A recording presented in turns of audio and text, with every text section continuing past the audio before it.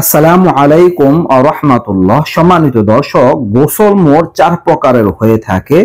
1 number হচ্ছে ফরজ গোসল, 2 নাম্বার ওয়াজিব গোসল, 3 নাম্বার সুন্নত গোসল, 4 নাম্বার মুস্তাহাব গোসল। তো এই 4 প্রকারের গোসল বিভিন্ন সময় সাপেক্ষে হয়ে থাকে। কিছু সময় গোসল করা ফরজ, কিছু সময় গোসল করা ওয়াজিব, আবার কখনো গোসল করা সুন্নত, কখনো মুস্তাহাব। তো দর্শক, ফরজ গোসল কখন কখন করতে হয় এই সম্পর্কে আলোচনা করব। এরপরে গোসল কখন ওয়াজিব হয়, কখন গোসল সুন্নত, আর কখন গোসল মুস্তাহাব। দর্শক, এমন মোট 5টা কারণ আছে যে 5 কারণে গোসল করা ফরজ। 1 নাম্বার হচ্ছে যদি কাম ভাবের সাথে বীর্য বের হয়, গোসল ফরজ। 2 নাম্বার হচ্ছে সহবাস করলে যদিও বীর্যপাত না হয় এরপরে গোসল ফরজ হয়ে যায়, গোসল করতে হবে, গোসল করাটা ফরজ। 3 নাম্বার হচ্ছে স্বপ্ন দোষ হয়ে যদি বীর্যপাত হয়। 4 নাম্বার মহিলাদের হায় শেষ হলে। 5 নাম্বার মহিলারা নেফাস থেকে পাক হলে। তো এই 5টা সময় একজন নারী ও পুরুষের গোসল করা ফরজ।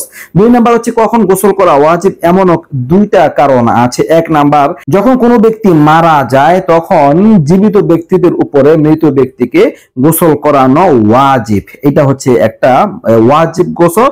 আর 2 নাম্বার হচ্ছে কোনো বিধর্মী ইসলাম গ্রহণ করলে যদি তার শরীরে নাপাক থাকে তাহলে তার গোসল করা ওয়াজিব। এই গেল ওয়াজিব গোসল। 3 নাম্বার হচ্ছে সুন্নত গোসল। এইটাও কয়েকটা সময় আছে। 1 নাম্বার যেমন জুমার নামাজের জন্য গোসল করা সুন্নত। 2 নাম্বার 2 ঈদের নামাজের জন্য গোসল করা। 3 নাম্বার ইহরামের পূর্বে, হজে ইহরামের পূর্বে গোসল করা। 4 নাম্বার হচ্ছে আরাফার ময়দানে অবস্থানের আগে গোসল করা।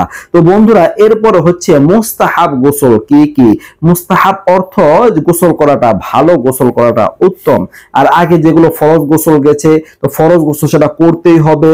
আর 2 নাম্বার হচ্ছে ওয়াজিব গোসল, ওইটাও করতে হবে, আর না হচ্ছে গুনাহগার হতে হবে। 3 নাম্বার সুন্নত গোসল। এই গোসলগুলো করলে সুন্নত আদায় হবে, আমাদের করা ভালো, আর না করলে গুনাহ হবে না। 4 নাম্বার মুস্তাহাব, এটা সুন্নতের চাইতে আরো একটু ফজিলত কম। তো দর্শক, মুস্তাহাব গোসল কি কি? যেমন শাবানের 15 তারিখের রাত্রে গোসল করা, মানে শবে বরাতের রাত্রে। 2 নাম্বার কদরের রাত্রে। এরপরে গুনাহ থেকে তওবা করার পূর্বে। এরপরে সফর থেকে ফিরে আসলে। এরপরে দর্শক, মদিনা মুনাওয়ারায় প্রবেশের পূর্বে, মক্কা মুকাররমায় প্রবেশের পূর্বে, মুজদালিফায় যাওয়ার পূর্বে, এরপরে তাওয়াফে জিয়ারতের পূর্বে, মৃত ব্যক্তিকে গোসল দেওয়ার পরে। অর্থাৎ যখন কোনো ব্যক্তি মৃত ব্যক্তিকে গোসল করাবে তখন তারও গোসল করাটা মুস্তাহাব, না করলে সমস্যা নেই। এরপর নতুন কাপড় পরিধানের পূর্বে, অতিরিক্ত গরম পড়লে, চন্দ্র ও সূর্য গ্রহণের নামাজের জন্য, ইস্তিসকা অর্থাৎ বৃষ্টির নামাজের জন্য, এরপরে ভয় পেলে, এগুলো ভয় পাওয়ার পরে গোসল করা মুস্তাহাব। পাগলামি থেকে সুস্থ হলে, বেহুশ কিংবা মাতাল ব্যক্তি হুশ হওয়ার পর, পবিত্র অবস্থায় ইসলাম গ্রহণ করার পর গোসল করা মুস্তাহাব। তবে নাপাক অবস্থায় ইসলাম গ্রহণ করলে গোসল করা ওয়াজিব। এরপর হচ্ছে প্রবল বাতাস প্রবাহিত হওয়ার সময়, অধিক অন্ধকারের সময়।